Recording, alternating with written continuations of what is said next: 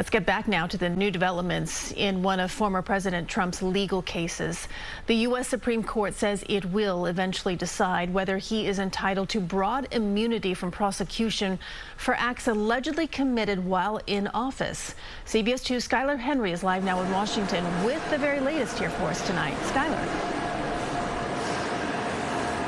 Hey, Christine, good to be with you. Well, we knew this would be an unprecedented political year. Now, with the Supreme Court taking on this case, it certainly just adds to that. We also know that now that the High Court is weighing this case, this delays, if you will, what we could see in terms of a potential trial against the former president, at least until they come out with a decision in June. This is also the first time, uncharted territory, if you will, these justices will consider a case like this in that they never have before.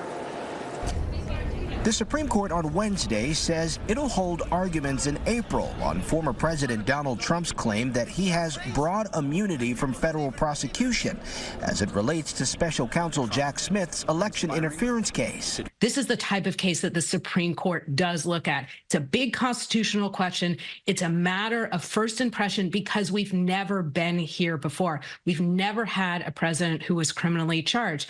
Trump is facing 4 felony charges related to the January 6th insurrection and the attempts to overturn the 2020 election. I just want to find 11,780 votes. He is arguing in court and on the campaign trail that he couldn't be prosecuted for his actions as commander-in-chief. This isn't just me. This is all presidents. They have to be given immunity. Otherwise, they're going to be unable to act. 3 weeks ago, Trump lost an appeal before the D.C.-based federal appeals court.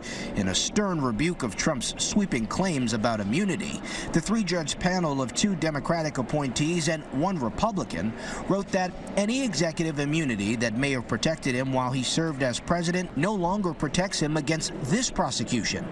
CBS News legal analyst Jessica Levinson expects the Supreme Court to side with the previous ruling. That was a detailed 57-page opinion. They really went through all of the former president's arguments. If the Supreme Court rules against Trump, it could set up a trial for later this year, before the 2024 election. The former president is facing a total of 91 felony charges across 4 different cases. Back to this case, though, again, the Supreme Court is expected to issue their opinion sometime in June.